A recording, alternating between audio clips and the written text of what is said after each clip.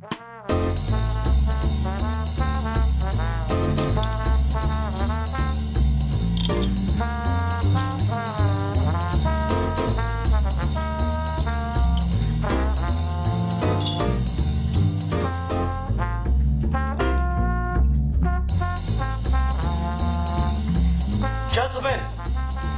the time has come once again to discuss things.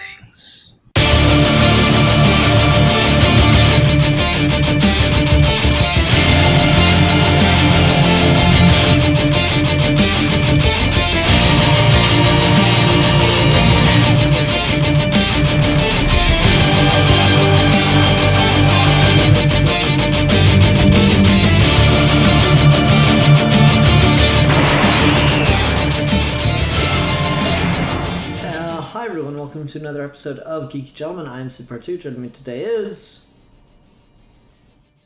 I'm that Mac Kid. I geek for fun. And Steve Baxi. Steve Baxi. Steve, you gotta get like real... Got a full house. Yeah, no, you gotta get like real close to the mic and like do a sexy whisper next time. Steve Baxi. Oh, I'm already like half chub. Anyway, so today on Geeky Gentlemen, we're doing a discussion topic. This has been something that like I've been kind of throwing around left and right with Alfie, and it's just kind of been on my mind lately for various reasons. And that is just the idea of like the distinctions, the differences in what makes good writing with franchise characters. And I guess the reason this has been in my head is because I feel there is a clear distinction between writing something that is yours, or writing something that is meant to stand on its own and never be touched again, versus writing something that is for something that is effectively bigger than you. Because Morrison has talked about this a number of times, wherein when you think about it, millions of people all over the world know who Superman is. They've known who Superman is for a very long time. Superman predates Grant Morrison's birth. Superman will be around for much longer after Grant Morrison's death. So in a way, Superman is more real than Grant Morrison, which is a weird thought. Because one is a fictional character and the other is Superman. Anyway. But the idea that, like, writing for something that is standalone versus writing for something that is meant to go on or exist well after you.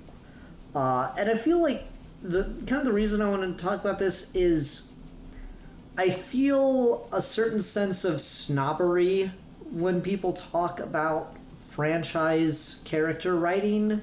Like I remember Alan Moore has had the take that The Killing Joke isn't really a good story because there's nothing you can really say with Batman and the Joker. And I 100% believe that's just his bitterness and not wanting to admit it's one of the best things he's written. But regardless of that, it's just...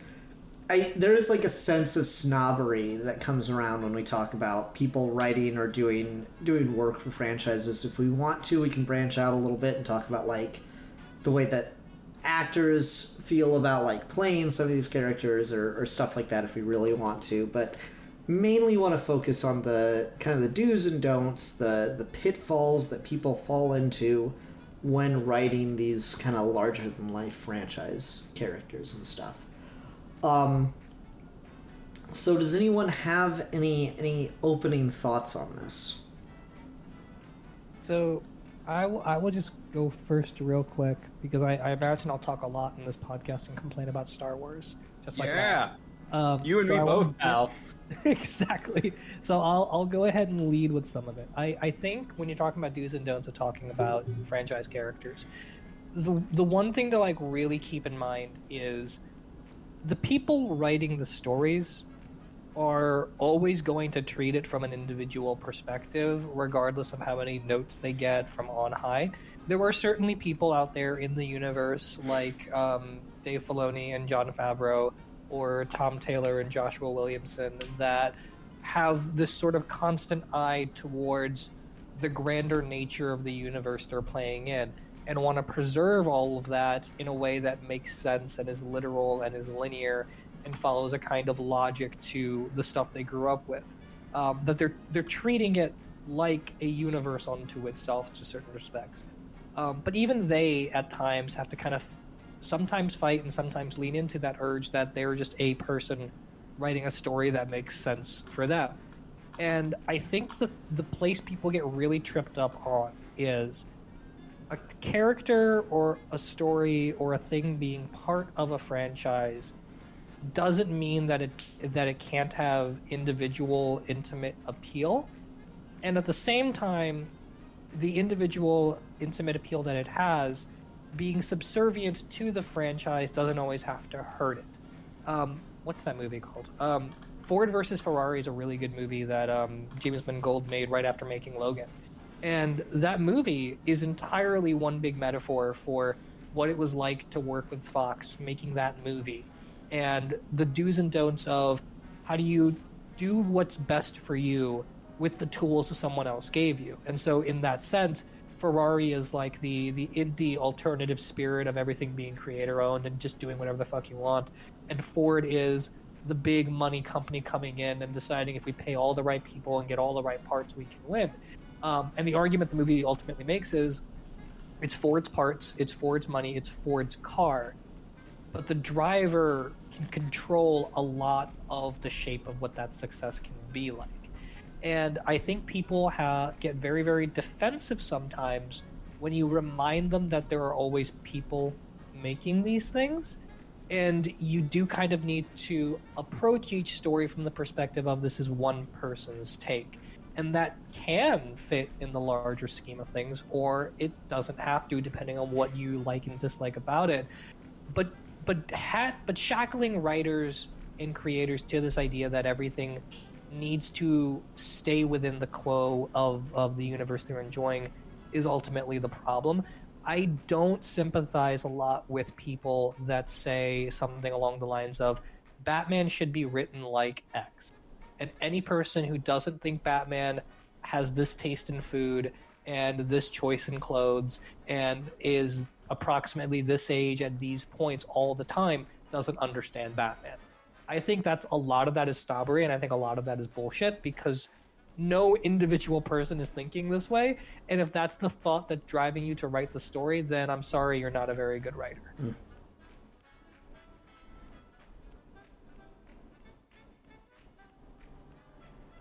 But yeah, that's my thing is, at the end of the day, is just if you're writing a story, write your goddamn story. Yeah, I agree. Go ahead if you got something to say, Matt. Oh, I was just gonna say that like having creatives be beholden to a sense of continuity at the detriment to their story is almost always going to be a problem. It's an interesting tightrope to walk because I don't think that there's anything wrong with wanting to preserve a sense of continuity between stories set in the same universe or about the same character. I think that can be extremely satisfying and that can be extremely fun in its own way. But I think you get a lot of like almost fans treating these universes, like actual real places and not fictional worlds that are malleable for the sake of a story that works better. And that can definitely be frustrating because if you never let any creatives break out of sort of this pre-established mold, you're never going to get anything that could potentially resonate a lot more with people. I think that's fair. Because it's funny because I don't disagree with anything that's been said, but I still find myself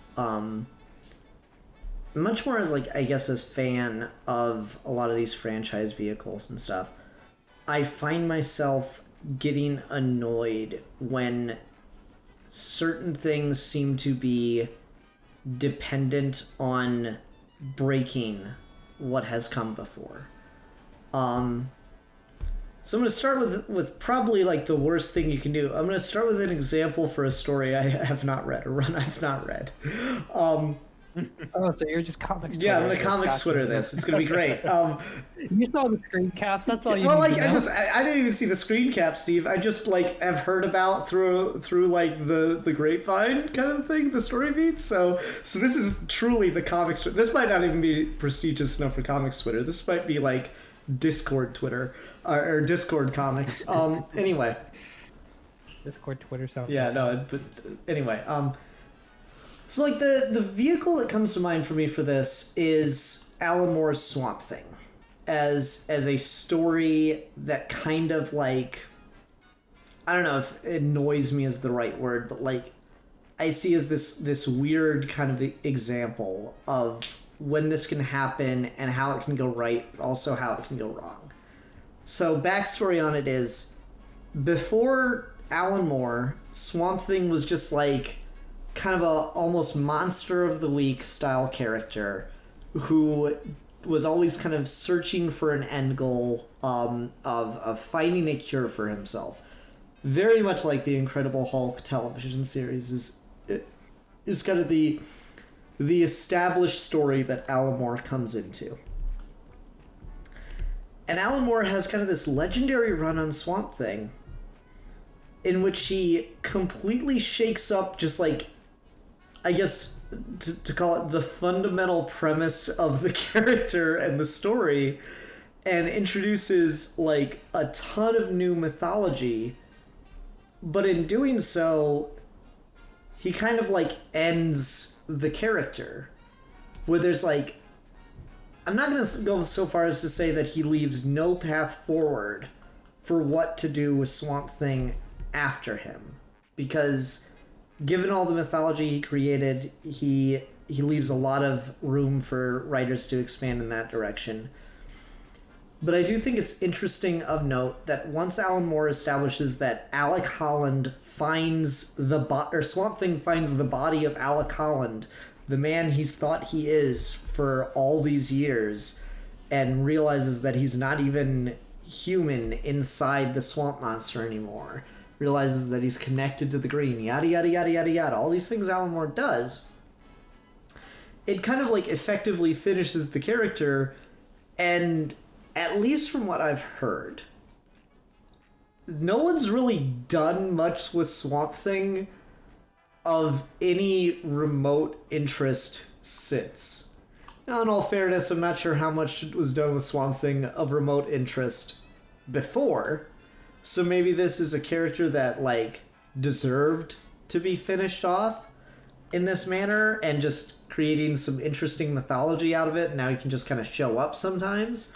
But it is just, I don't know, I find that fundamentally fascinating, how sometimes you can have like a creative genius, and I'll say a lot of shit about Alan Moore, but I will say he is a creative genius, come in and like effectively finish a character to the which you can't really go back to what he was before anymore.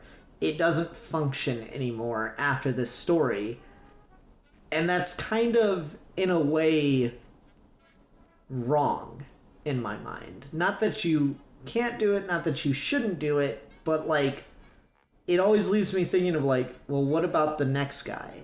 And it's kind of left things in a place where like, well, what do you do with Swamp Thing after that? Is it really the same character anymore, or is it just like a completely new thing? And I think the answer is it's a completely new thing, which isn't inherently terrible. But I think once you start to like move up the tiers of characters that are interesting, you really start to break things. So the example I'll kind of just leave off on and kind of go, okay, now what with, is I feel you can maybe make an argument against it, but I feel most people would say what Alan Moore did to Swamp Thing overall was worthwhile. Can you say the same thing for what Brian Azzarello did with Wonder Woman?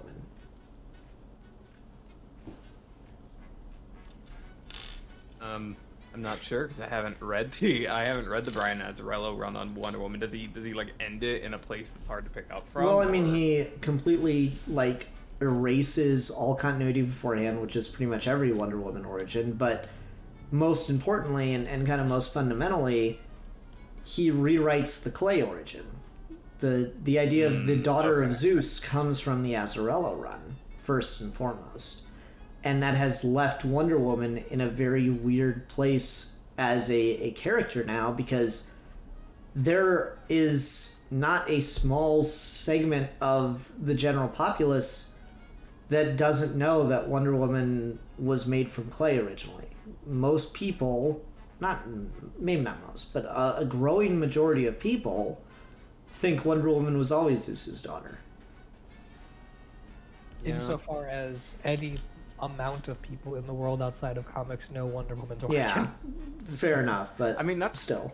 That's one of those things where it's just like, I mean, I feel like comics as a medium are like fluid enough that if someone can come in and write a run that completely retcons someone's origins, can we just retcon that shit back? Yeah, we tried. Like, I'm gonna reject the premise of your question of whether or not it's worthwhile, because I don't think that's a valid question, and I'm also gonna reject your Alan Moore example with Swamp Thing, because the actual history of the Swamp Thing book, I think, kind of proves you wrong, because you had the Len Wein years where it was a monster of the week kind of thing, but there were a good 2 or 3 other creative teams in between Len Wein and Alan Moore that shook it up a little bit.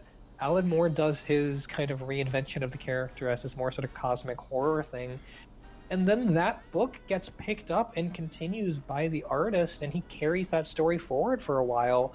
And then you get another big run, there's another person in between, but then you get another really big run by Nancy Collins, and Nancy Collins completely revitalizes the character again. I mean, if you talk to Swamp Thing fans, many people argue that Alan Moore's Swamp Thing, while being very good, is kind of the Miller Daredevil to Bendis Daredevil scenario of Moore did it so that Nancy Collins could do it better.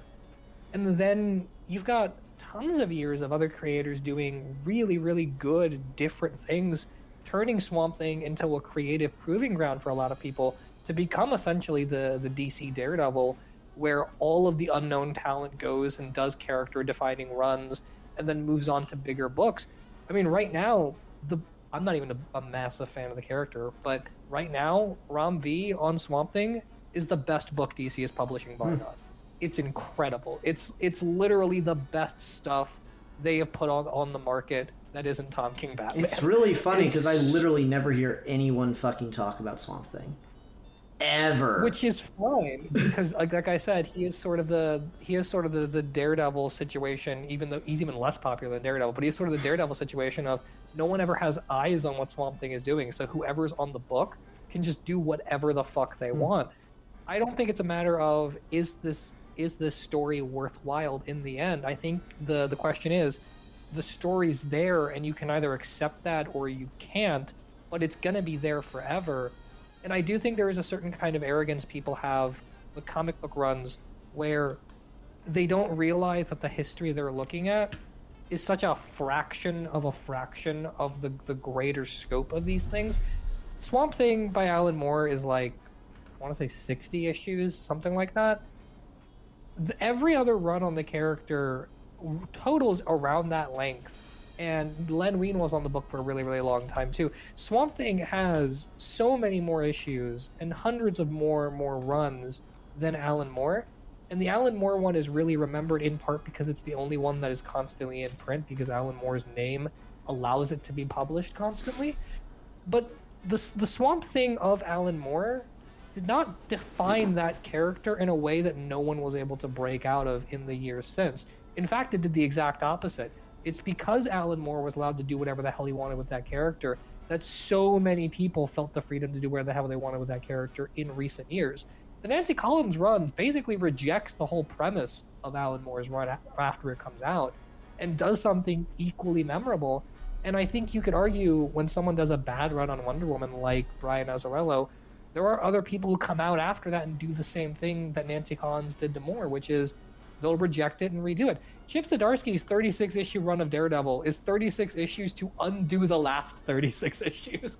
This is just how how comics are done. And I guess that's kind of the thing that like bugs the shit out of me when you're doing a franchise character. I mean, the Swamp Thing example, again, I said because I have very limited knowledge of it, but it's something that's like always kind of struck me is that Alan Moore came in and like basically created a new character out of that and revitalized him in a very different way. New character, new world almost.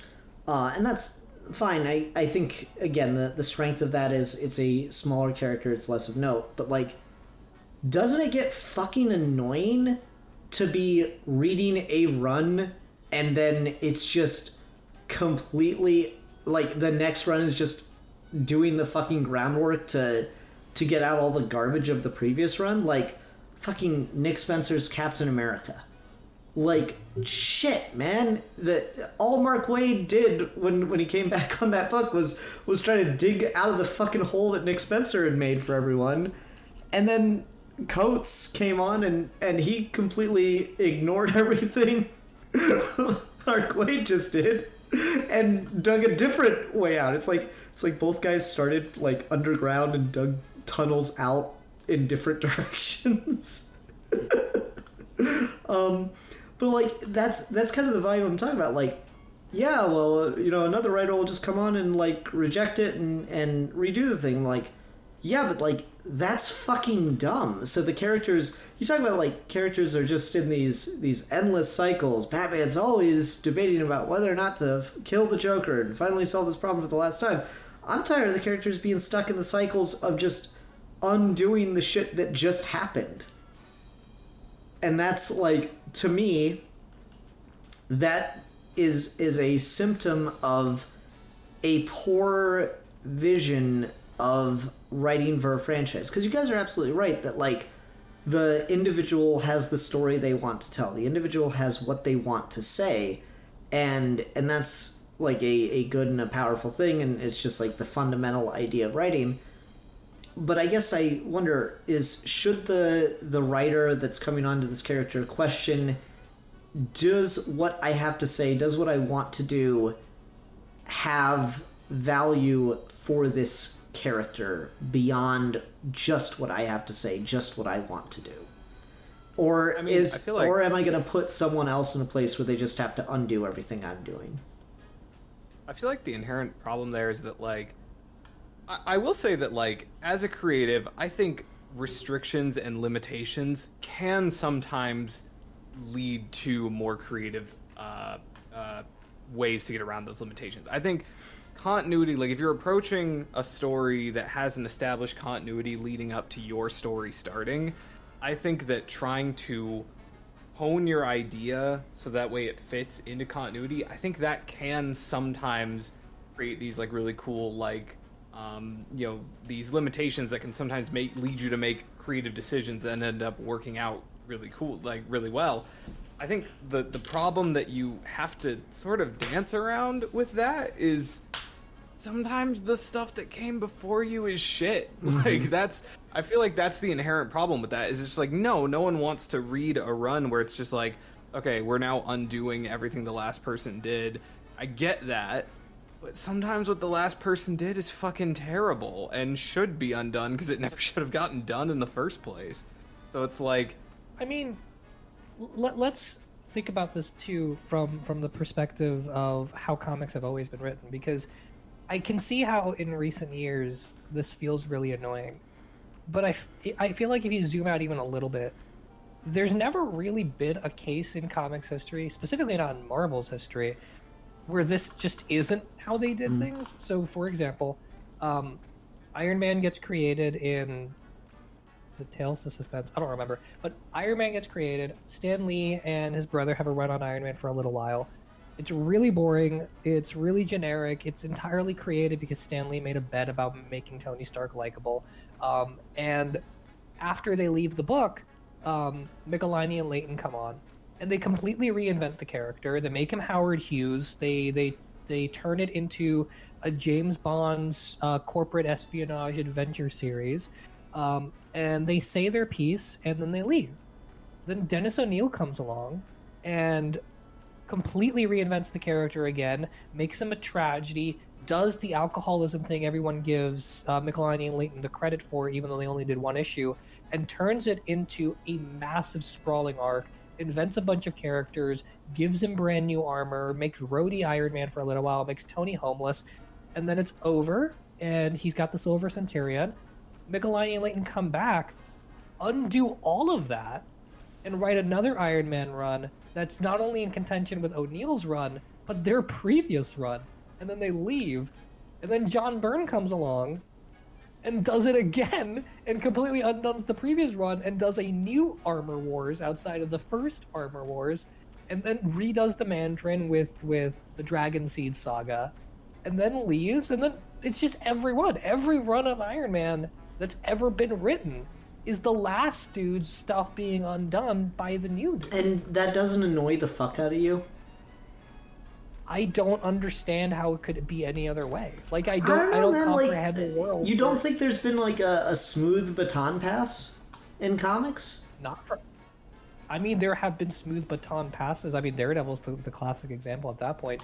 Daredevil from Frank Miller into the first arc of Andy Diggle is completely uninterrupted brilliance.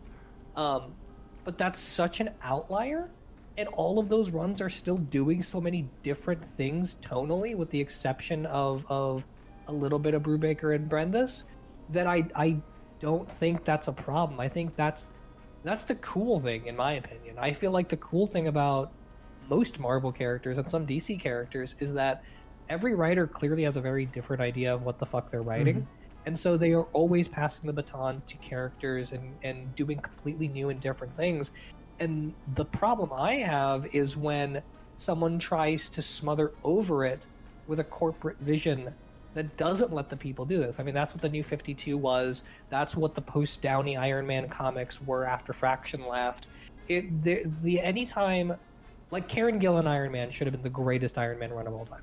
Karen Gillan doing cosmic adventures in space with Tony Stark could have been so fucking dope. But the way that his character had to be played in that specific area of All New Marvel is so insufferably bad that run just doesn't work. Brubaker has this problem too. Brubaker Captain America is fucking phenomenal, except for the parts where he has to adhere to what the rest of the universe is doing, and then it fucking sucks. Mm. And so I've never run into a situation in the characters I've liked where I've cared about a smooth baton pass, because I know I'm going to start reading a run and say this run either rules or this run sucks. And if this run sucks, I'll wait until the next guy and see if they undo it. Or if this run is great, I will stick out and keep reading it.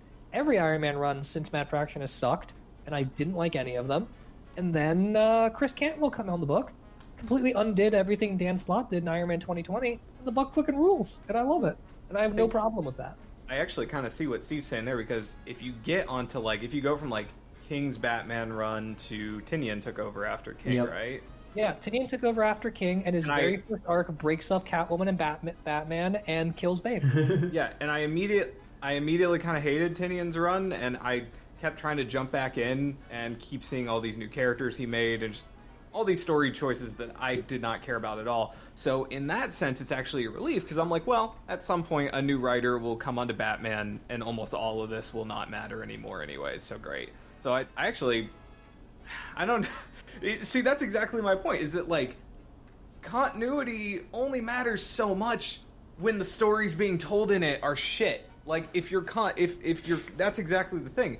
If your continuity is more important than a good story, then I would rather throw the continuity away, because I don't want to be burdened or saddled with shit continuity from a shit story. And I think I would agree, but like... Before you respond, just to kind of pass the baton back to what I said real quick at the beginning, and this is what I mean. I think writers can have an appreciation for the character and the universe they're playing in. Batman is clearly respected by Tom King. Andy Diggle, as bad as his Daredevil run is, clearly likes and appreciates what Daredevil is as an idea when he's writing. But his book sucks, so I don't care.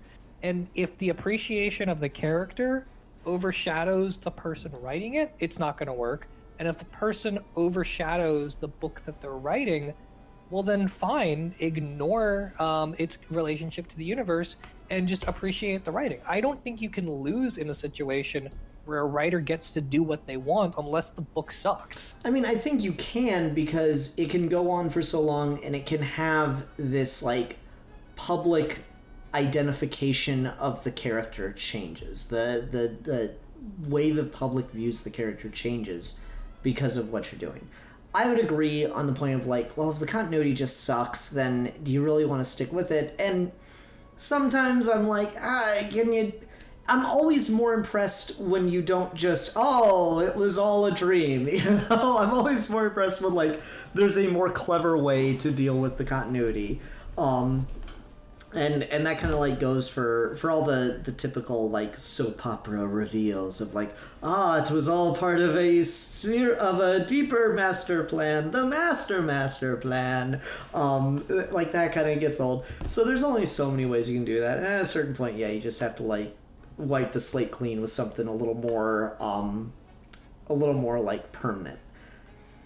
But that being said, there's still something to just the exhaustion of the characters constantly being reworked from the ground up, and everything being like not necessarily a new take, but a take that has no interest in or just circumvents the take previous and at worst directly contradicts.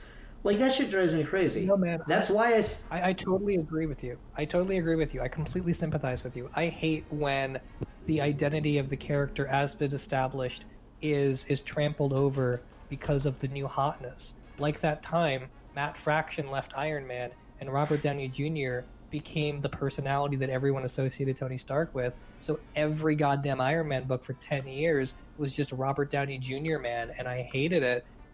And then I waited 10 years and Chris Campbell got on the book and now it's good again.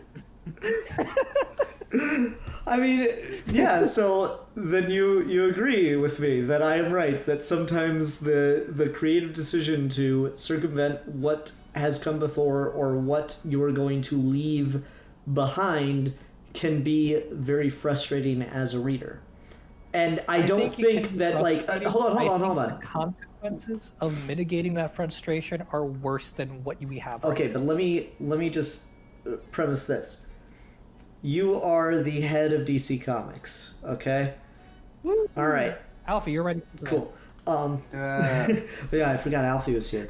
All right, you're the head of DC Comics. Like, say someone came up to you and was like, all right, I'm going to do this new pitch, and a lot of the people that were reading the previous run, which was a great seller, are going to hate what I'm doing because it's completely different. They're all going to drop the book. Would you fucking hire that guy? Like, would you want... If it's good, yeah.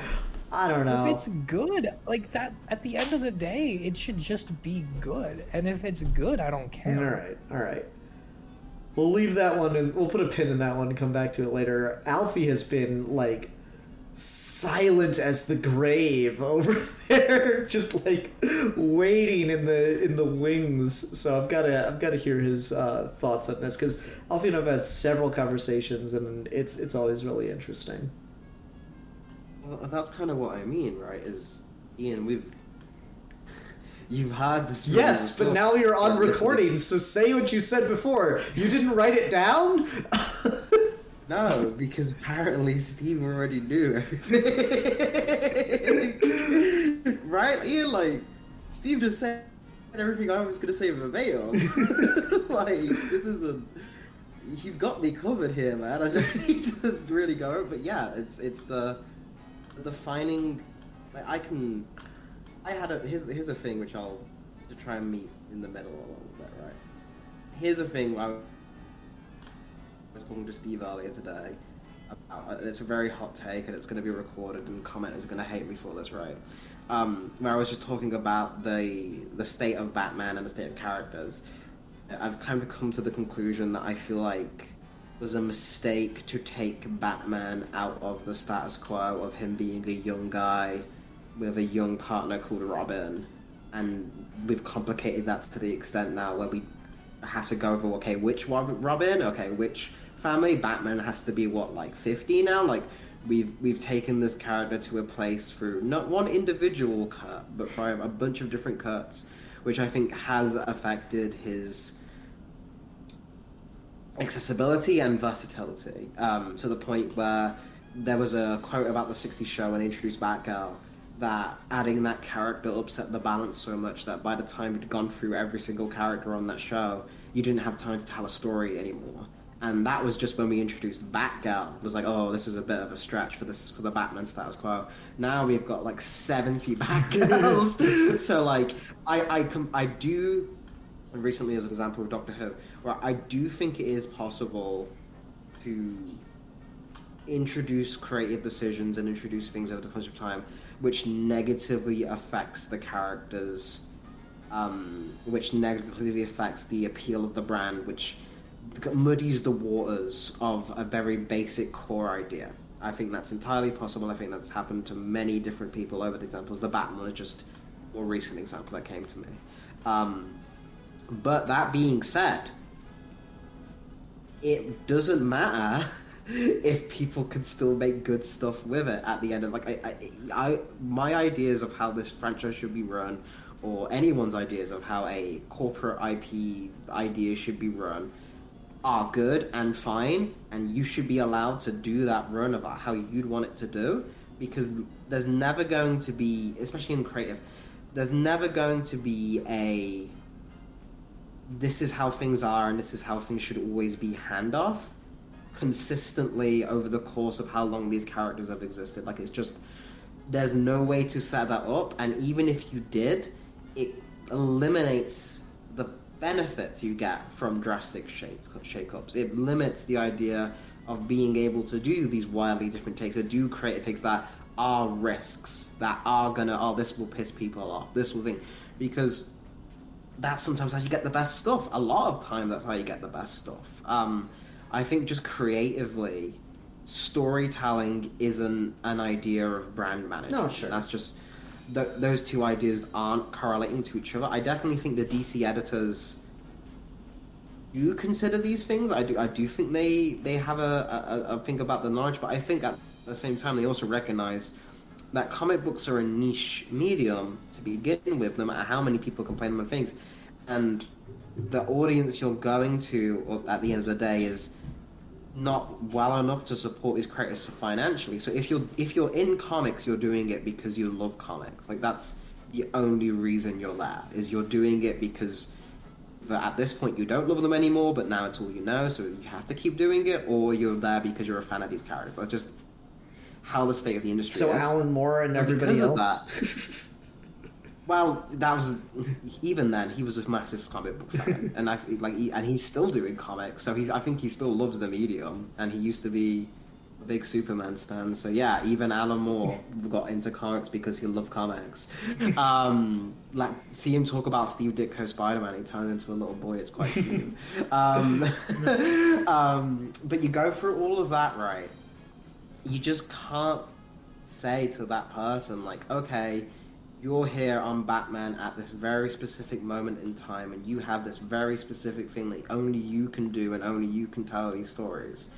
And you're going to sit in front of this person who's in an industry which doesn't pay enough, which they're going to have to work exuberant amount of months, and then on top of all of that, you're going to say, you can't do the story you want to do because it will interact with where this character is currently standing thanks to the relation of this last book from this writer you don't even know. Mm-hmm. Like, I understand the frustration of that constantly happening. I do.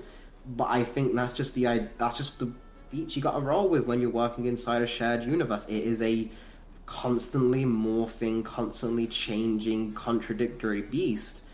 And you kind of should lean into the beauty of that, of like this don't make any fucking sense, but because it doesn't, you have complete freedom. You've total in a place where you otherwise wouldn't. So I always, again, Steve did a very good job with the more like logical reasonings behind it, and Ian's had these arguments before, but I hope for the listeners at least it comes through that if you're writing a story in a company and you have enough restriction on it as is, you shouldn't be restricted by shit that doesn't matter, like continuity, because it really fucking doesn't matter. See, I feel like I'm getting kind of pigeonholed in here because I don't think I'm necessarily talking about just continuity. Because would it be nice if part of the contract, I guess, to come on and write a character is you have to read at least like the last arc of the book that you're coming on to, you know? Or something like that. I mean, Steve at one point in time, I think, believed that everyone who wrote Batman should have to read every Batman comic like himself. To be fair, I have come to the realization that everyone who wrote Batman has probably read every Batman comic ever published. And yet, what did it get you, Steve? Nothing. Nothing. It got me James Tynion, and I would rather kill myself. Oh my god. Which is not saying a lot. I would kill myself if I missed breakfast. Damn. All right, fair enough. James Tynion just like doesn't know what to do with this information now. James Tynion, have a beer with me and let me explain why Tim Drake's the best. Please, sometime. Okay.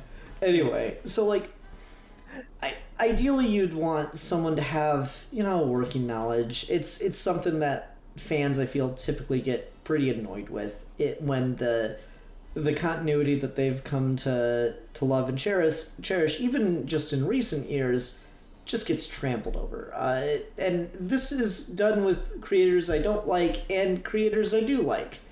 Because Grant Morrison gets a lot of shit for not giving a fuck about, like, the recent continuity and instead try to, like, take things back to the Silver Age constantly. And, it's not that, like, you can't have creators come on and do massive changes and shakeups that ultimately get ignored, and I don't like the book because of that. To stick with Grant Morrison, The Green Lantern is a great 24 issues of comics in which he makes that ring so fucking OP, and it's, as far as I can tell, been immediately ignored. And that's kind of the typical with Grant Morrison, is just, oh yeah, Grant's off doing that thing, so it's whatever. I think Judd Winnick talked about it in an interview once when he was writing, I believe it was Red Hood: The Lost Days or something like that. He was like, oh yeah, Grant's doing that whole all one big continuity thing. I'm not. It's just kind of funny in that regard. So certainly there are times that like the creative decision to ignore continuity or whatever is fine. But I do feel like continuity in and of itself is just one element of the kind of decision making I'm talking about. And maybe it's like the consequence of these decisions as well, but it's something I consider, like ending characters, not necessarily killing them off or writing them out in some way where it would be absolutely absurd for them to ever return, but ending them in such a way where, like, to bring them back is going to step on the toes of this story that you have written, to the point where you might as well not do it, is like kind of a dick move. Not that it's a move you can't make. Not that I'm going to say, oh, as a creative, you shouldn't end your character or whatever.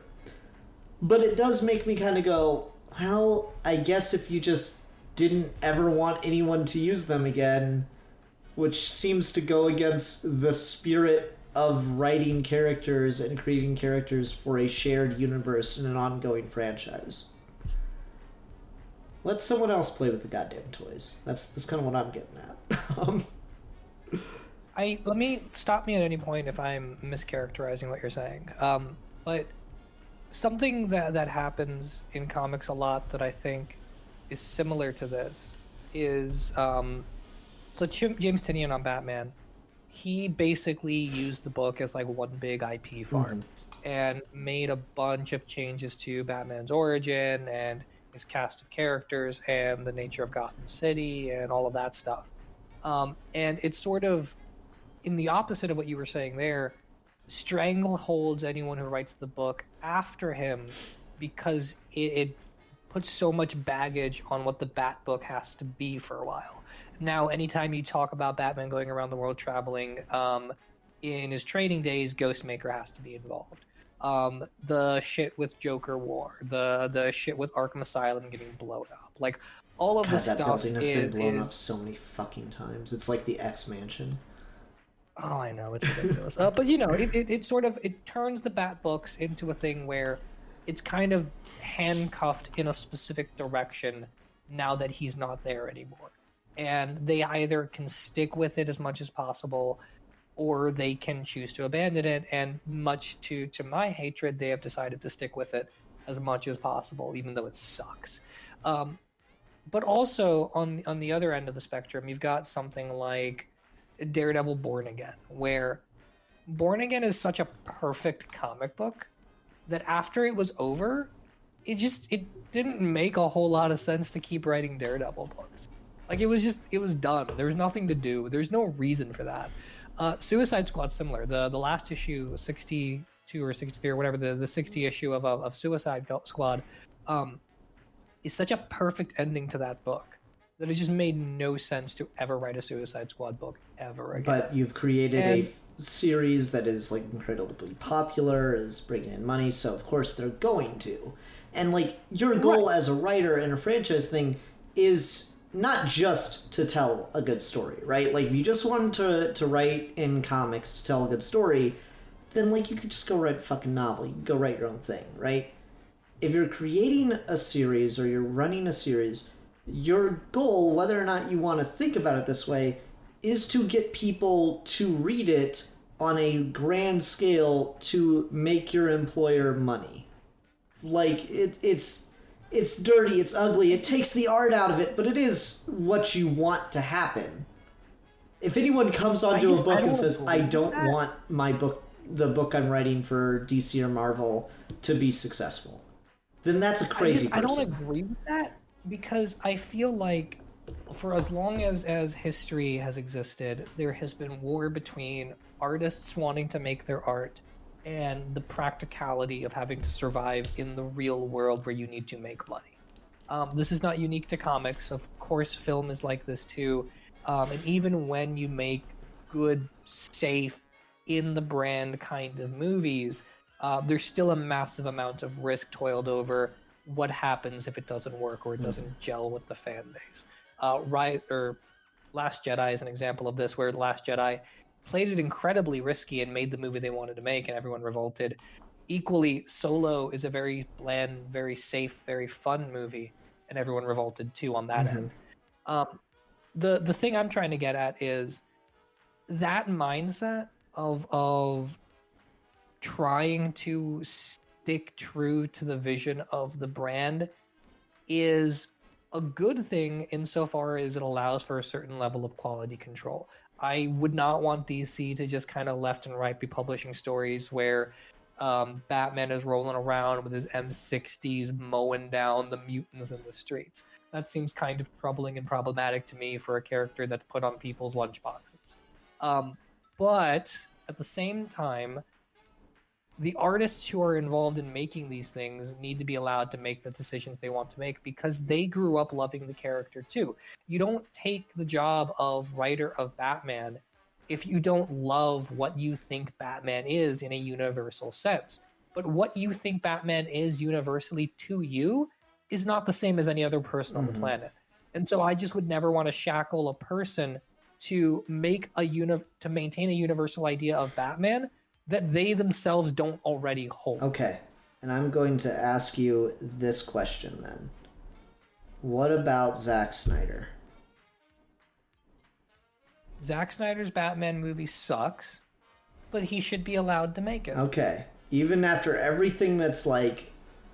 Would you agree that that BVS and Justice League have done kind of an irreparable damage to the viability of future, if not Batman movies, certainly Superman movies, and movies that star these characters? You're kind of like inextricably tied to 100%. The tapes. I think Man of Steel fucked over DC for the next decade, and it should never have been made if they knew that was going to happen. But I respect his ability to make that movie, and I'm not going to say he can't make it. I would have. I will say right now that he can't make that movie. If I could go back in time and stop him from making that movie, I would. I would go back in time to stop that movie from being made because the movie sucks. I would not go back in time to stop the movie from being made because of what he thinks Superman is. I don't care what Zack Snyder's opinion on Superman is. I just think the movie sucks. Against that as well, I will just, again, we've got our own opinions and stuff like this, but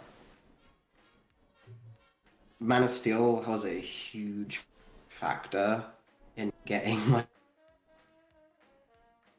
fiance to like Superman. So, like, no, I Damn, you're cutting in and out really bad.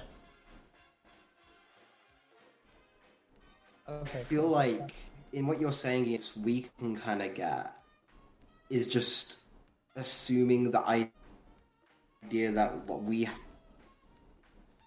I'm sorry is Yeah, always like right when you're making an interesting and debatable point. God damn it. I think you're. Can I be sweetheart now? Or Yeah, I think you're a little bit better now. I think you're good. okay. Nope, never mind. Still cutting out. Fuck. Oh no. Poor Alfie. Oh, I missed Alfie's British internet. This is the good quality content that you missed out on. Clearly, nothing good happens over I there. know. Not I- even- I heard him say fiance and like Superman. And Man of Steel was So- responsible for it. Yeah. Yeah, no, so I like, think yeah, to me- every take I think will inherently resonate with some faction of the audience Yeah. that has never found a character to resonate in a certain way, and then they'll get into it, and then they'll ideally potentially look into the source material or other stories with that character or in that universe or whatever, find something that is a little bit more authentic to what the character has historically been, and then connect with that as well. So like, I don't Yeah, like I Man of mean- Steel either, but I guess it did make some people into Superman fans, so that's probably But are they the right kind of The only thing Superman I fans? disagree with your point is that no, they will never go back to the source material and see how it is. That's never going to happen. When has that ever been a thing? But no, but to make Alfie's point for him, I think the thing is, Aaron sort of illustrates the point that every take is someone's favorite take, and every take means something different to someone. And so what I said earlier, which is every person who's ever written Batman loves Batman, and they have an idea in their mind of what they think Batman is as a character. They have read all of the same books as everyone else, and they've come to a conclusion that they think this is the universal epitome of what Batman is for them specifically. And then they will write their story, and they will write it for themselves, ideally, and hope that other people resonate with that same idea of what Superman is. Zack Snyder made a version of Superman that made sense to him, given the Superman that he has seen. And a lot of people became fans of Superman based on his vision of what he thinks Superman is. Now, historically, whether or not that has been good for the character's public image is debatable, and we can certainly debate that on a specific niche level. But his ability and agency to have a take on Superman and project that take out regardless of the consequences, I think is valid and worth talking about on that level. I don't think sort of, and this sounds way harsher than what you mean, so forgive me, but purity testing people's ideas of the character to maintain the brand at large is a deeply corporate thinking that if you take to its furthest extreme, you end up with something like Star Wars where they can't make anything good anymore. That's true. They really can't. It's very unfortunate. I remember when Mando season 1 came out, and it was praised for feeling like this fresh and different like perspective on Star Wars. Like, it was still very much like, okay, we're doing space westerns, we're doing kind of the raw DNA of Star Wars is still in there, but it feels like this kind of different thing we haven't totally seen before. It's a little detached from mainstream Star Wars. I mean, you get like one character saying the word Jedi once, and it has this fucking like weight to it, and it feels so fascinating and intriguing. You don't have any other cameo except for like the Darksaber shows up, and it's really cool. It feels earned, but it doesn't feel like this thing that's being shoved in your face. It's such a fascinating thing. Like, season 1 of Mandalorian is absolutely incredible. And then we waste no time trying to bring people back in with the familiar and the safe and the lightsabers and the Jedi and the blah blah blah blah blah blah blah. And it's frustrating because you take something that was praised for feeling like a fresh take in this universe is now, I guess, being praised for the exact opposite, for not feeling like a fresh take on this universe. It's almost like consumers don't know what the fuck they want, actually. And it's frustrating, because you see that all the time. Like, fucking, I don't know, we'll probably pivot back to Star Wars after this, but this is a personal example that pisses me off. Fallout is one of my favorite game series. Fucking, they take place on the West Coast. In Fallout 2, the main bad guy is this group called the Enclave. They get destroyed. And then, as soon as Bethesda gets the rights to the franchise, they make Fallout 3. They set it in the East Coast, which is fine. Like, whatever, you can do that. But the Enclave is back, even though they were destroyed and it makes no sense for them to be here. The Brotherhood is here, and they're characterized completely differently, and it makes no sense for them to be here. Super Mutants are back, even though it makes no sense for them to be here. It's like they're so beholden to the, like, iconic things of this franchise that they have to shove them in, because they're not like self-assured of their own take on it, that they have to, like, bring these things in to like lend it some sort of legitimacy, and their entire story suffers for there it. Is an interesting line there where, like, a lack of creativity, a lack of new ideas, and a dependence on what has come before, what is required. I think an interesting case here is like Doctor Who, and I'm not going to make, I think, the point that Alfie thinks I'm about to make, is like, so because of the way in which the Daleks were created for Doctor Who, the creator's family, I believe at this point, has a contract with BBC that the Daleks have to appear at least once in every season of at least the new show. And if they make a season of Doctor Who and the Daleks do not appear in it, then BBC effectively has to renegotiate the contract or risk losing the rights. And that's an interesting thing. You see this kind of weird thing happen with the Marvel movies too. Like, before Marvel Studios were like, Sony and Fox had to make like a film every couple of years, otherwise they'd lose the rights, and so they're rushing out objectively bad films. So that kind of like corporate mandate on a thing gets to be really fascinating and interesting, where it kind of forces a reliance on the familiar, because like Doctor Who comes back for the revival in 2005, and like the end of the first season's like, oh my god, the Daleks, it's like this huge plot, and then throughout like the David Tennant stuff, it keeps evolving, and like the Daleks keep coming back and get more, and somehow escalate more and more every time. And then, like, you get to the Matt Smith stuff, and he's trying to come up with, like, a new idea for the Daleks. No one likes it, and so it just becomes kind of this weird thing where they show up every season, but they're more just, like, instead of getting episodes centered around them, instead of getting to be, like, the main focus for an episode, they're just kind of there, which makes them feel, like, less than. And it's just, until you get to, like, the point wherein they basically, strictly speaking, kind of broke the contract recently with the Jodie era stuff, because neither of her first two seasons have Daleks in them. They show up in the specials, like the New Year's Day specials, that aren't technically, as far as BBC is concerned, part of the season.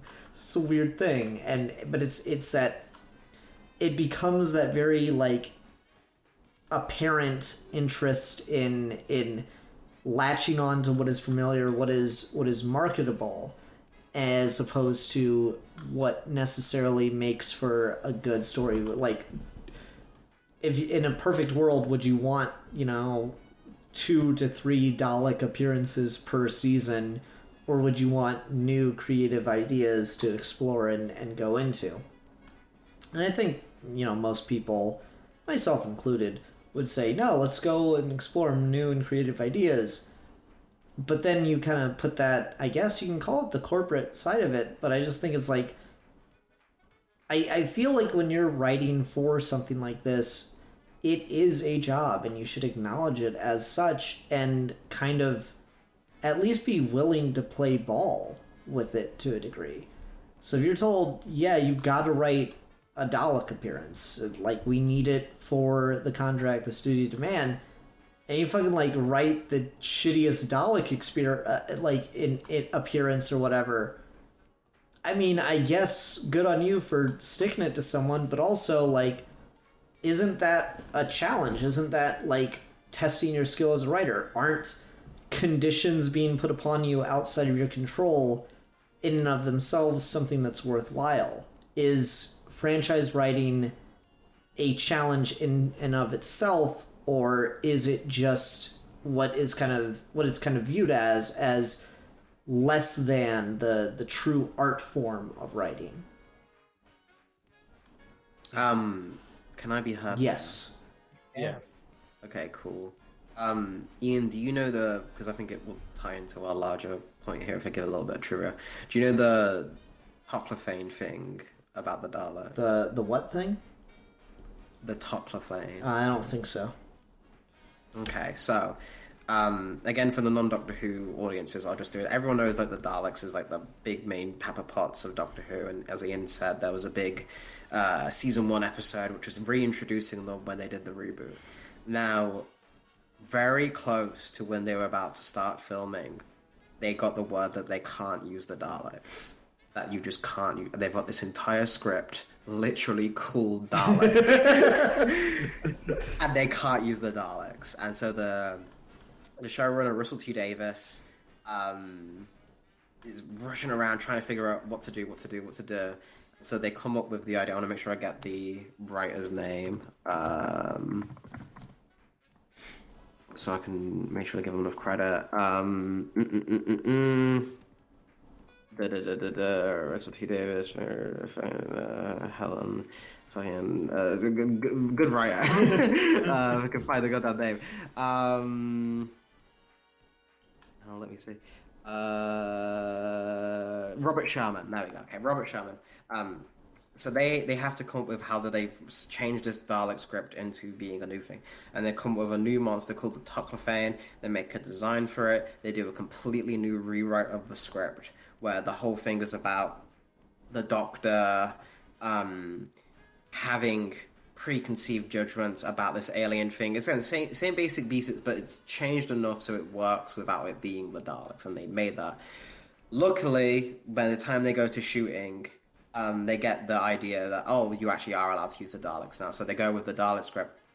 But I think that's a great example of both kind of the tightrope act you have to walk, like Ian said, when it is a job where you have not just your responsibility to these characters and stuff. Like with comics, it's a little bit different because it's normally just two people working on a comic. So if there's like a shitty run or something, the next writer and artist have more leeway to change it.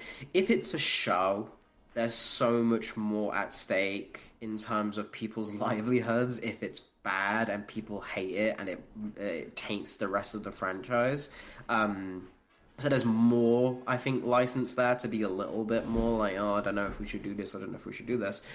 Even then, I still lean towards more on the creative side, but being able to come up with problems of the advantage of working in a franchise and being able to use characters is everyone's spoken about who worked on the thing, that the Dalek script with the iconic monsters, the example being like getting to use the Joker instead of having to make up a new OC called the Funster just hits different. It just some of these characters just have such a power to them just by coming on screen.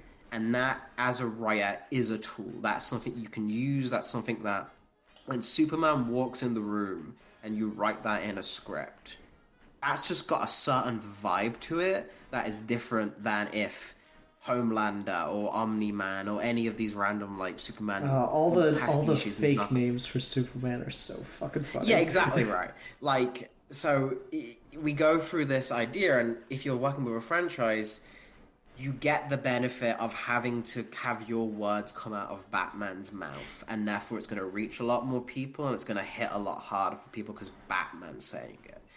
And because you have that benefit, there are more restrictions that come with it. So it's not like a black and white thing inherently. If you are working that job, you do have to kind of weigh the pros and cons of like, okay, if I, and a lot of the best writers who, even if they have made things that have sweeping changes, a lot of that still isn't everything they wanted to do. A lot of that is them making compromises. Like Tom King is the one where a lot of people are like, oh, we ruined Batman, or ruined Batman's thing, and then Tynion changed it all, but King's spoken up about how much compromise he had to make to get even that. So I think like it's a little unfair sometimes to say, even writers that we don't like say, you bring up I forget the name, the Azzarello, the New 52 Wonder Woman writer. Mm-hmm. I imagine he had a lot of shit that they did tell him no, and that he couldn't get through, that he had to fight for an argument. I don't think a lot of these writers, unless your name is Dan Slott, don't think of this as a job. I think it's so hard to get into comics in the first place that you get such a quick and rude awakening that by the time you get onto a bigger book with a marquee character, you do at least have a little bit more of an understanding of like, if I give them this, they'll give me this. If I give them this, they'll give me this. I don't think any time on DC they've just let a new writer come in and be like, oh yeah, do whatever the fuck you want. Unless you're already huge. Unless you're like, because that's what happened when Grant Morrison got Batman, is the DO's like, do whatever you want. And then Morrison did a very tame Batman and Son story, and he's like, well, I thought you were going to go a bit crazy. So it's like, there's examples like that, but I think that's something to bring up in being fair to the writers. Again, even if we don't know, I'm sure Snyder had a lot of other shit he wanted to get through that he didn't get through. So I think most creators at that level do understand that it's a job and treat it as such. I mean, I think, and I think that's kind of what gets a lot of people to that higher level is viewing it as a job, because you kind of see this come out. I know somewhat recently, this goes back a couple years, is like the writer for the Green Lantern run after Morrison took over, and I can't remember their name off the top of my head, was like kind of put on blast because they came on the book and like all these tweets that they'd made shitting on Hal Jordan as a character came out. And it's like, oh man, the least interesting Green Lantern in the world is or the least interesting character in the world is Hal Jordan. And it's like, well, shit, so I guess you're writing the Jon Stewart book, huh? And sure enough, he's writing the Jon Stewart book. But it was funny because he had to like come out and be like, oh, well, you know, it's what I'd say as a fan is different than how I'll act as a writer. It doesn't mean I'm going to like kill Hal Jordan off or anything. And, you know, in all fairness, from what I understand, he hasn't. He killed off a bunch of other characters, and some of the fans are kind of annoyed about that. But it's fucking Green Lantern. People die off panel all the time. But it is interesting how some of the more successful writers seem to either like kind of acknowledge the it's a job, you gotta like play ball a little bit aspect. But I feel like some of the younger writers, some of the newer fans kind of come on the books and like there's a respect to wanting to shake things up, and then there's like almost I don't know if a danger to it is the right word, but like a trepidation to it, because if you shake shit up too much, like, you know, maybe it's working for a reason, you know, maybe it doesn't need to change. And so I always kind of sit there and I wonder, is the juice worth the squeeze? Is shaking it up might benefit in some way, but can it do damage to the character outside of things? Like, I feel like the premise I keep hearing from everyone here tonight is, well, if it's good, it shouldn't matter. I'm like, yeah, but what if it's not? What if it's not good and we have to deal with 10 years of, oh, well, just don't read it. Well, fuck you. I want to read Batman comics. I want to watch the show or read this book or whatever. I don't want to have to ignore the thing I like because someone's doing a bad job. If someone's doing a bad job, I want someone whose job it is to make sure they're doing a good job to come on and say, hey, quit fucking this thing up. I guess just speaking for me though, in this case, I not liking a specific run on a character or a prolonged period of that character doesn't actually stop me from reading the things I don't like. So, like, I love Iron Man. Iron Man is my second favorite Marvel character. He would be number one If he had good Daredevil books. didn't rule so fucking much. But I love Iron Man. I've read Iron Man for years and years and years. Fraction leaves the book, and Kieran Gillen stands on and completely redoes the premise and gets rid of the Extremis armor and makes him Robert Downey Jr. Bendis does the same thing. Dan Slott, Tom Taylor, just in ad nauseum people doing this, and that lasted from whenever Fraction left. I don't remember the year. Whenever Fraction left to basically 2020, and still read Iron Man comics. I mean, I read them like, this sucks. Yeah, and you know what I did? One. I read Scott Snyder's entire Batman run, and it was awful. Yeah, and that was like 4 or 5 years of one dude's run. I didn't like either, but that didn't stop me from reading Batman comics. I think to me, liking reading comics is a thing in my DNA where even if it's bad, it doesn't stop me from wanting to read comics. Just like movies, I will watch bad movies over and over and over again just because I like watching movies. Mm-hmm. And with comics, Steve, how many times have you watched BVS? Dude, I literally just watched it last week. Literally just watched it last weekend. It still sucks, by the way. I don't know if anyone has heard that, but it still sucks. But anyway, there's a thing with me where I feel like, yes, I understand the damage a bad take can have, and I understand companies latching on to a bad take for a really, really long time and making the public perception of that thing, and there are certain implications to that. But I also sort of feel like any move you make or any argument you advance to cut off the heels of a bad run can be used in a way that is so much more dangerous than just letting the bad run happen.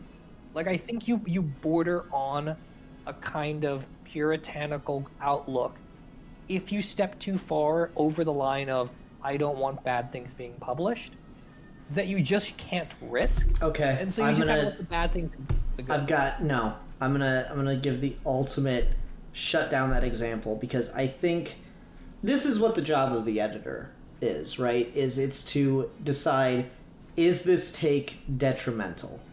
And I guess what I've kind of come down to is I'm advocating for better editors. But here's what I've got. Here's my ultimate no, not just creative freedom is fine and we should just let creators do whatever, even if it's bad, it's okay. Millar, The Rape of Wonder Woman. I am so glad that someone stopped that book from happening. Because there was a full-on pitch, and I feel like the end goal, or the worst case scenario of what I'm talking about is, yes, you're just shackling creators, and you can end up in really bad situations where things become very detrimental. I feel the end goal, worst case scenario of what you're talking about, of like the complete creative freedom, is you get shit like The Rape of Wonder Woman actually getting published. Yes. And you know what? I feel like we exist in a pretty decent compromise zone where editors make the calls of the things we should and shouldn't be publishing decently well. They still kind of skew towards marginalizing certain voices and not being allowed to tell certain kinds of stories that become problematic, but they do a pretty all right job of it overall, to the point where a book like that can't be published.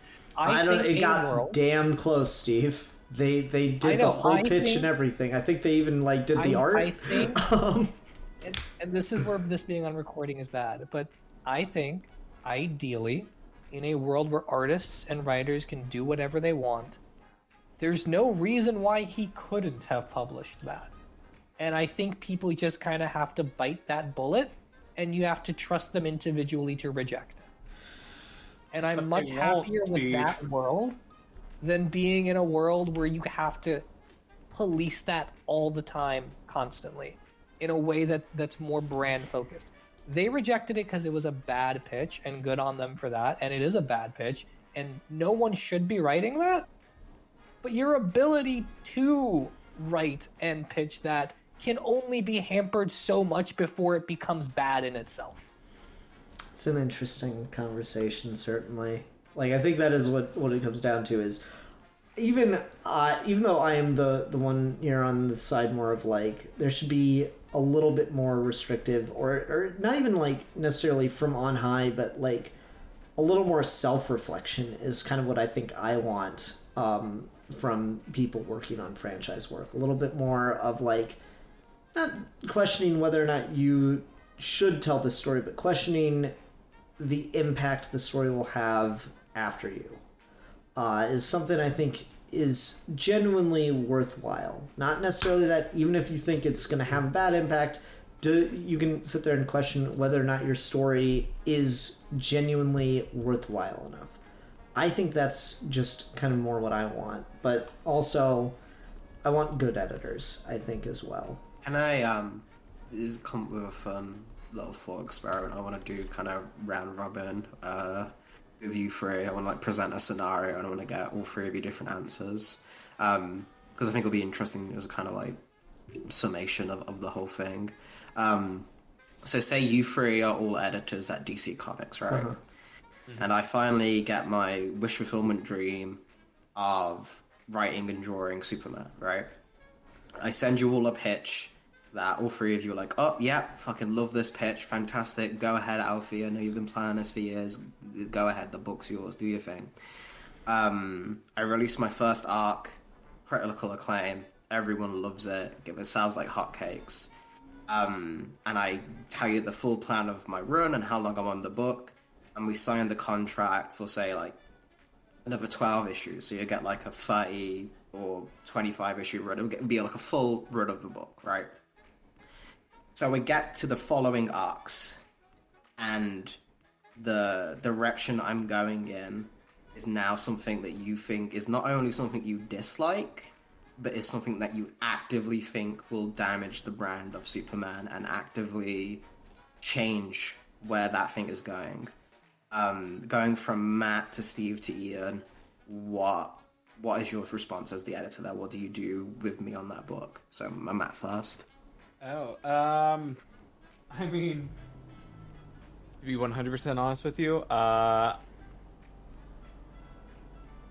mean, I feel like a lot of it depends on kind of like, because there are runs like that where it gets to a place that feels like it could be bad for the character, but there is a plan to bring it back to where it's supposed to be. So it would kind of depend on what your end goal with the run is. But I mean, I don't know. As an editor, I feel like my brain is sort of going, well, if it's continuing to sell well, then fucking go for it. Why do I care? But I also don't know what comics editors do because I'm not as involved in that universe as you guys. So. Yeah, I don't think any of us get the full idea. I was just curious. So Steve, I guess, though. I mean, there's a lot of practical considerations that I just can't have an answer to, kind of like Matt said, without knowing the specifics of the situation. Like, I mean, there are plenty of places where if the book is selling well or not, depending on the nature of the pitch itself, if it's something like demonstrably bad for society, then like I can make a judgment call. But in principle, if you're on Superman and you're writing Superman and it's your take, I'm not going to take you off the book until you want to be off the book. And then Ian. I mean, first of all, I tell you, no, you can't put fucking Goku in the Superman run. What the fuck are we here for?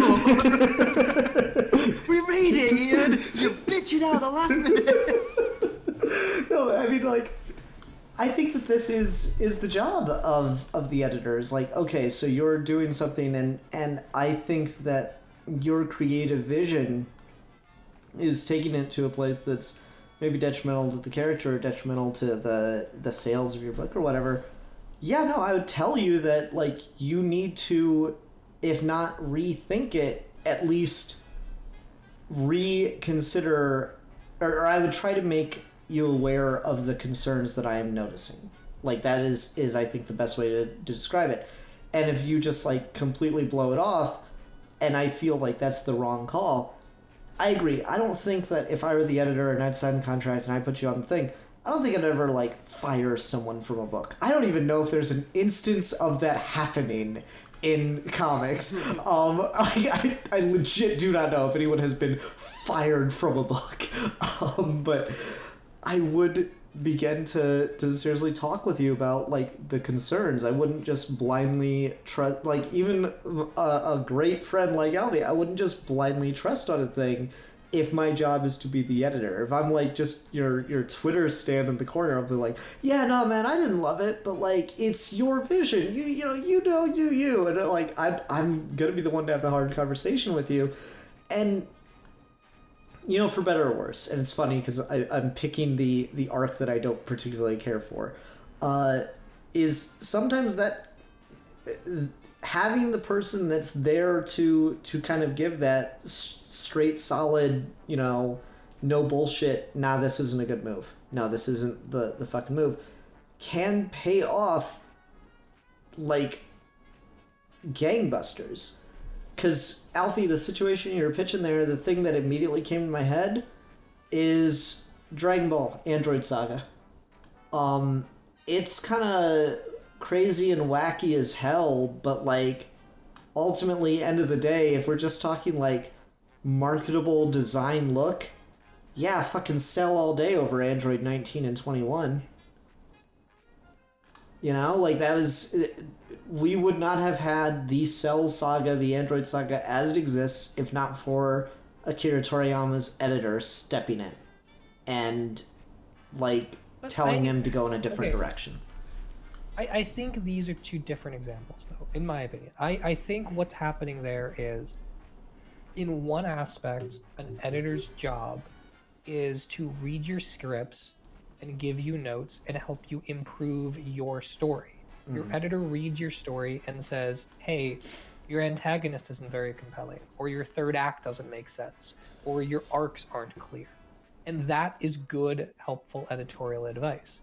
An editor who makes the call of someone like Tom Brevoort, for example, when Tom King talks about his vision run, an editor that says, no, I don't care how good or bad your script is, this is not Vision's character in my mind. Those are two different things. Mm-hmm. And I think if, let's say with Alfie's example, if Alfie's example is you're going in a different direction, it's going to hurt the brand of the book, and the script is not good, and you're not taking my notes on making the script readable, that's a problem, and that's worth firing you over. Versus, I just don't agree with what you think Superman is, go ham, my friend. Yeah, well, and I think that there's like that distinction is what Alfie was talking about when he asked the question was, well, if what I started to do, it seemed like it was tanking the book, or it was going to like hurt the character for years to come. Oh, I believe Alfie is a Superman fan. I believe that he does not want to hurt the character for years to come, and I'm going to tell him what I think he is doing and the potential that it comes down to. I think I agree with Matt of like what the end game is probably the most important thing there, because yeah, like fucking if he's like got Superman doing lines of coke off Lana Lang's ass or something, it'd be like, Alfie, what the fuck are you doing? They're gonna be like, no, it's gonna be great. Red Kryptonite's coming back. I'm like, all right, let's fucking go. That'd be fine. But there's a Superman book already. Yeah, right. That's basically Smallville. I know, exactly. That's kind of what came to mind for me. It's just like, yeah, if you're to do that, like the moves and story, like that's all good advice. The reason the Cell example came to mind for me is like, that's a massive thing, and I think from what I've heard, Toriyama's editor was kind of a dick about it. It's like, these character designs are crap. What this fucking geezer and this fat clown are gonna be taking on the Goku? No, get rid of this shit. This was like the long and short version of it, from what I understand. And so I think that is like a very hard thing, because basically that's what he was saying is, you've just written the most popular like arc of your entire series that's been running for years now. You've introduced like an iconic villain, and you're following it up with this. No, this is bad. You are ruining the franchise by doing this. You are making a move that is going to be a detriment to the ongoing story. I think that those examples are pretty damn close. Obviously, at the time, like DB wasn't as big as it is now, and certainly not as big as Superman is as a global phenomenon. But I do think those two things are pretty close, pretty applicable, and I think that's the job of a good editor, is to come in and have a bit of that outside perspective and exert some level of influence over a story.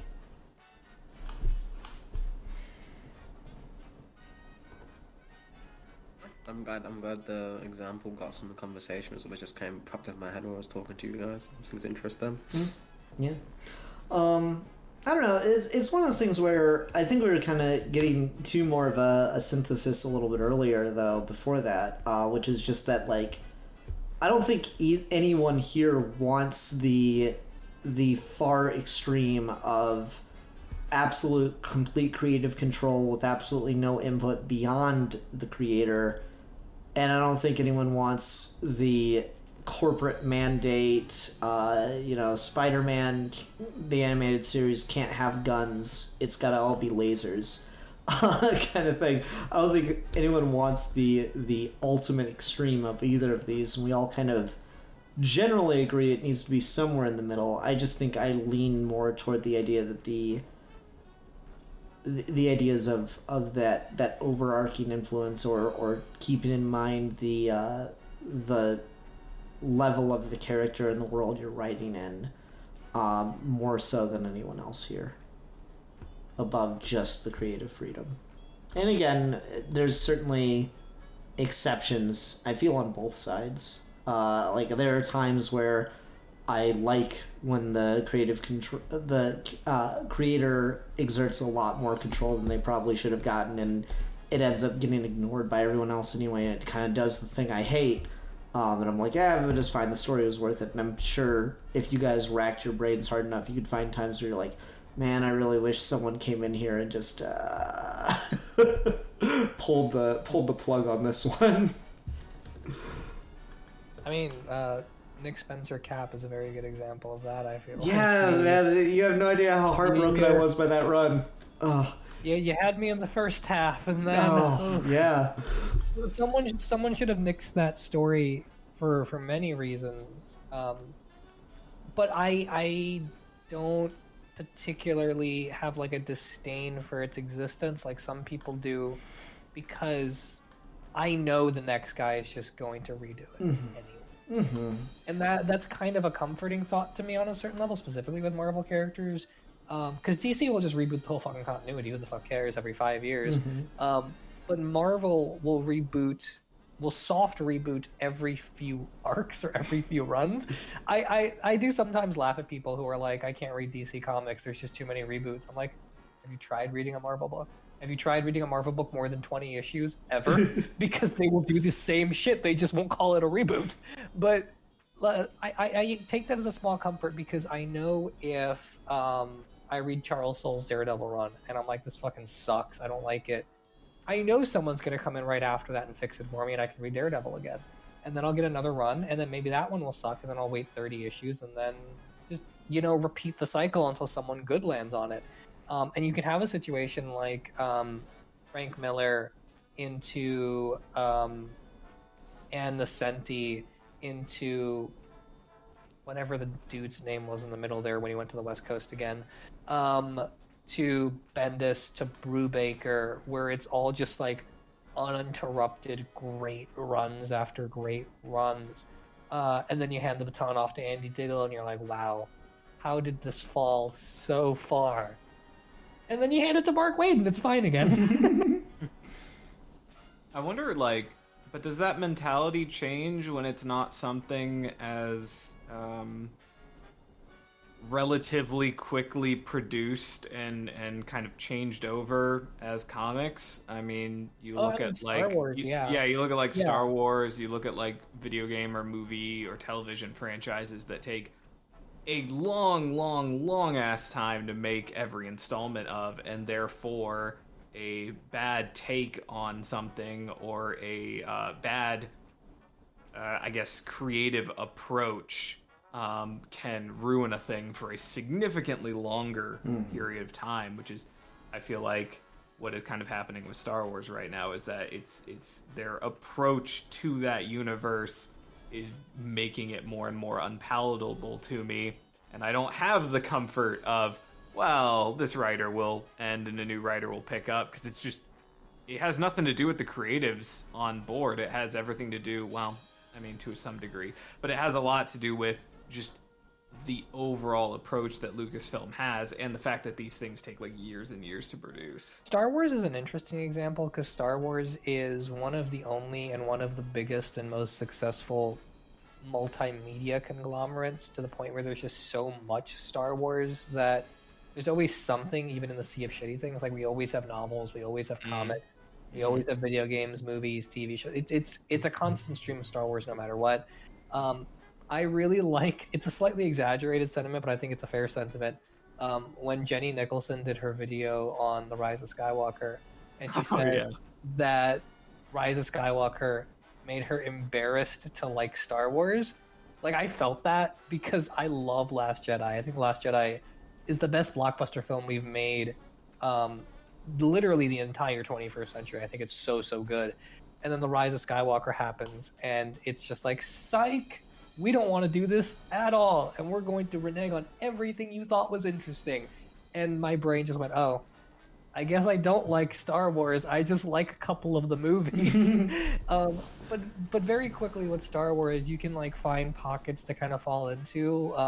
The Chris Cantwell Obi-Wan Kenobi book that just came out, the Charles Soule Darth Vader book that's been going for a while, the Jason Aaron Star Wars that went for a little bit.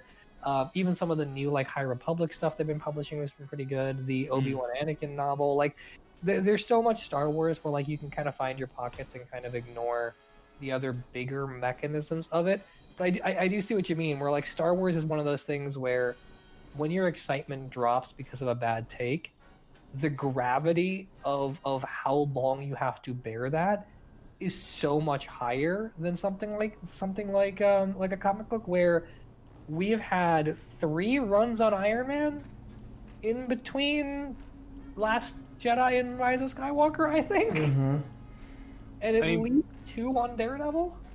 But, I mean, that's true, but part of the thing that ticks me off with Star Wars in particular is that it's like, okay, if like, when Mando Season 1 was coming out, you had been like, okay, we're working on this Kenobi show, which I think they were.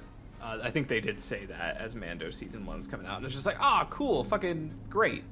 But now, like, post-Mando Season 2 and post-Book of Boba Fett, my excitement for that show has, like, plummeted significantly. And what annoys me is the story of Obi-Wan Kenobi being filled with doubt and regret and sorrow and trying to get his way out of that is an inherently really interesting and cool story that I would love to see tackled by a good creator. And now I'm afraid that story will now get hamstrung by being made in the climate that they're making it, and the way they're handling the rest of these shows. Now I don't get to get that cool story. I get whatever they make, and then the show could be good. I'm not saying it won't be good, but like, if the show is bad, I don't get that story again. Like, I don't get the good version of that story. I just have to live with that being the thing. Yeah, you kind of lose your faith in the process of that. Yeah, they're like saving all of their really cool stories that you would like inherently want to see for their like big prestige like TV shows and movies. And I don't like the approach that they're taking with their TV shows and movies right now. So even though there are pockets of Star Wars that I can still find, a lot of it is just stuff that I have to kind of force myself to take an interest in, because I'm just like, well, I don't fucking care. Like, I'm sure the High Republic is fine. I don't care. I think something people forget as a product of history is, if you really look back at the 1970s, Star Wars was a small budget indie art film.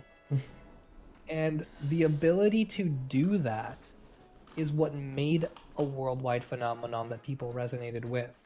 And then collectively over the last 50, 60 years since Star Wars, we have squeezed the well dry of people's ability to do that outside of big IP. and then within the IP itself. And so I feel like Star Wars is a really good example on the other end of the spectrum of this is what happens when the brand is so all-consuming that no one can do anything like Star Wars ever again. Versus the opposite end of the spectrum where Mark Millar is publishing his Wonder Woman rape fanfic. Mm-hmm. I like fanfic, and I would probably not read a Wonder Woman rape fic.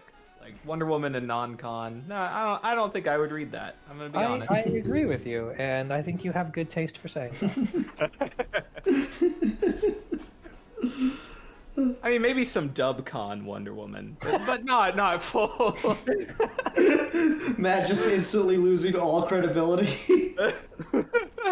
No, I see what you mean because there is sort of like a monolithicness to movies and video games and stuff where like if you don't agree with the direction Bungie is going with the Halo games, oh, I'm sorry you're not playing Halo for a decade. That's just the way it is. I fucking remember when LucasArts used to just like throw shit at the wall, and now we just get like one Star Wars game every 5 years, and it's the most corporate fucking like test room committee built bullshit ever. Like I hate it. The kind of like need for them to go after the Game of the Year crowd for Fallen Order is the thing that hurts that game. That's what Fallen Order was. It was just fucking Game of the Year bait, and I like. It was half of the nominees for Best Picture. The only thing keeping that game from being written off as another mediocre Souls-like is the fact that it had a Star Wars coat of paint, and that's it. Like it's not even, and it's like so then you just get into a frustrating place where like people are coasting off of the franchise and using that as an excuse to deliver super safe, palatable garbage, and it irritates me. I think there used to be this nice pipeline of people doing their own stuff and slowly progressing up the food chain until they got something big. You kind of played your part in the system until you made indie comic after indie comic after indie comic, and then finally DC decided to give you Batman. Versus now, DC is like, hey, who wants Batman? And then after they're done, they'll use that brand recognition to kind of go off and do their creator-owned things that people will actually more consistently like and enjoy. Tinian definitely milked DC hard on writing Batman comics, co-written by Snyder, for the entire run of the New 52 into Batman Eternal, and then getting Detective and Batman, all so he could make enough cash to write Department of Truth. And as much as I hate his Batman stuff, I am here for it because Department of Truth rules. Well, much respect for him for that, then. Right, and I mean, I think that the question ultimately comes down to at what point do you follow the creatives behind these things versus the product itself? Like, do I like Grant Morrison more than I like Batman? No, but I would rather read good Grant Morrison and have more good Grant Morrison to read than read shitty Batman for the rest of my life. I can take a break from Batman if it means Grant Morrison's writing something good. I think that's all fair. It's all interesting thoughts and points, and that's just, I don't know. It's a fascinating well of conversation. I think me being the contrarian piece of shit I am, I've got the hot take of no, maybe Dan Didio actually has a point sometimes. He does. I'll give you that for sure. Yeah. I don't know, which I know is cancer to say in the comic community, but I don't know. Sometimes maybe he's right. Maybe fucking like as much as I like Wally West, his origin's pretty fucking confusing. I can't prove it, but I feel like Dan Didio leaving is the reason the tail end of King's Batman and Heroes in Crisis turned out the way they did. Like as in being bad or. Well, not being bad, but like the sort of creative, the sort of editorial mandates on the creative force is kind of clutching him down harder. I think timeline-wise that happened after DDO left. And I think he was allowed to do more of whatever the fuck he wanted before that. And now he's back to being able to do whatever the fuck he wanted. But in that weird sort of middle period, I think that was immediately after DDL left. But I'm not positive. I have to check the dates. Yeah, no, just interesting thought for your Tom King documentary. You know me a long time. I feel like I just kind of get obsessed with a person for like 2 or 3 years and then move on to another person. Yeah, no, it's Joss Whedon, Baxter Tom King. presents- Steve Baxi presents The Omega Man. I can't Tom wait. King true story. I can't wait until I release the Tom King documentary. It's going to be like directed by Steve Baxi. Opening shot in Tom King's house, waking up. He's like, "Who the fuck are you?" Tom King documentary, chapter 5, The Sheriff of DC Comics. You know what Steve would be really happy to do? Like, this is Steve's dream job, is to, like... You remember those VH1 documentaries, but just on comic book people? Dude, I would kill for that. This is not a comic book person, but I'd start with Joss Whedon. Yeah. He's got the connection. You could make it happen. That's... Yeah, no, he wrote Runaways, he wrote X-Men. I think that's all he wrote, but yeah. That's funny. All right. Well, I think that's an interesting place to leave it. I wasn't exactly expecting to change hearts and minds. It is difficult to walk in a world where you know you're the correct one all the time, and yet the fools just refuse to believe it. I'll tell you guys about it sometime. Anyway, we need a review topic for next week. I don't know who the fuck's turn it is. Does anyone know whose turn it is? Has anyone like thought about this beforehand? I know it's not me. Yeah, you picked this topic. Matt picked Promare, and what did we do before Promare? We did It was a discussion of some type. journalism. The Alfie's pick last time. Okay, So Steve, guess it's that you. We need you to pick something to review, but more than that, Steve, we need you to show up to talk about the thing, because anytime, inevitably, you pick the review topic, you fucking ghost us. that's fair. So I gotta pick something I know I want everyone to just like. I need something that I know I want to shove down all of your throats. Steve, I swear to God, let's review your cock. If you make me watch a movie from the ery 1900s, I will punch you. Steve, let's review your cock if you're gonna just shove it down our throats. If you make me, you know what? No, fuck it. No, not even the early 1900s. If you make me review anything before 1970, I will punch you. I don't have time. So violent, Laying on but a gauntlet. fair. Wow, you're just gonna cut off the greatest movies of all time. Okay. Yes, Steve. If it's black and white, I don't give a fuck. When I was a kid, Next time on Geeky Gentleman, The Lighthouse. when I was a kid, my dad would watch a lot of Turner Classic Movies and AMC and stuff, and a movie would come on and it'd be in black and white, and would be like, "Oh, it's a classic." And Dad's like, "No, it's not a classic. It's just in black and white." I'm like, "But anytime a black and white movie's on, you're like, no, this is a classic." That's fucking. I'll tell you what, Steve. We can review the black and white version of the Snyder Cut. There you go. Oh god, justice is gray, whatever the fuck that's supposed to mean. Oh, fucking Christ. Justice is So morally wait, ambiguous. hold on. Let's try to figure this out. So Matt doesn't have fucking time to watch a good movie from like 1940, but he'll watch a bad movie from like last year because it's in black and white, but it's new. Let me explain this. Matt doesn't have time to watch a good movie, but Matt always has time to watch a bad movie. Oh, There you is go. that how that works? I mean, That's how that works. fair. Bad movies are fun as hell. It's so rare these days that I find myself going, you know what? I want to sit down and absorb a film. That's never my mood, ever. That has not been my mood since like 2018. That's fair. Dang. I mean, I feel like that's kind of all I do lately. Is I just kind of want to absorb a film. Ugh. I hate the word film, Steve. It's been ruined. Let's just watch some So crap. we don't call them movies. We don't call them film. We call them pictures. We call Yes, them we call them talkies. pictures. Let's We go. call them pictures. Okay, let's talk about the pictures. I want to talk about the pictures. And I'm not gonna make you watch a 3-hour Japanese movie. That seems equally cruel. Fuck. Fair. No Seven Samurai then. Okay. I mean, that's also fair. That would break both of the rules. But If you said you wanted to review like Throne of Blood or something, like sure. no, that's fair. If it's a samurai movie, I'll allow it. So many fucking rules. Steve's like sitting here sweating, wondering whether he's gonna get punched in the face. And Matt's just like adding all these caveats.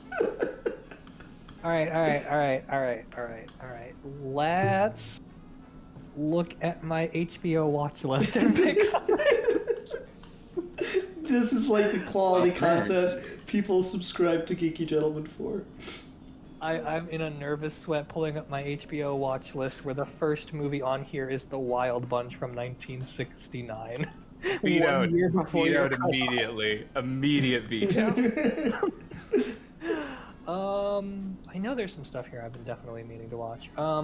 Let us watch. Okay. Oh, what? Okay. This might be a little too on the nose, given that we just did something similar recently. It's fine. No one watches this fucking show. Aaron tried to use that against me as like a burn the other day. I'm like, bitch, everyone knows no one watches Geeky Gentlemen. Let's review the Joker movie from 2019. Oh, hell yeah. I've actually never watched this. I can't wait to get radicalized. Yeah, no, that's a weird one because before it came out, everyone was like, this movie will corrupt the youth, and everyone else was like, this movie is a revelation. Then it came out and no one fucking cared. Except the Academy Awards, which nominated it 11 times. Damn. Oh, man. This will be a fun one. All right, I'm Yeah, finally no, gonna I watch think the that'll be Joker fun. movie. This will be I'm interesting. finally going to watch Joker with Mr. Joaquin, Mr. Phoenix. Oh boy, I'm Can't interested. wait. I'm interested because this movie has divided a lot of people over a lot of lines. Should be a good time. All right, well, everyone, thank you so much for watching, listening to this rather odd discussion. I must admit, in retrospect. And until next time, I'm the philosopher. I'm the creative freedom erotica lover. I am the champion of the oppressed writers under Ian's cruel regime. Mm-hmm. And I really like pictures. You like the pictures. I like the pictures. Do you like the butts? I do like the butts Okay. too. I like the pictures of the butts. Ooh, nice. Ooh, yeah. And we are your Geeky Gentlemen, and we will be discussing things. Live and learn, hanging on the edge of time.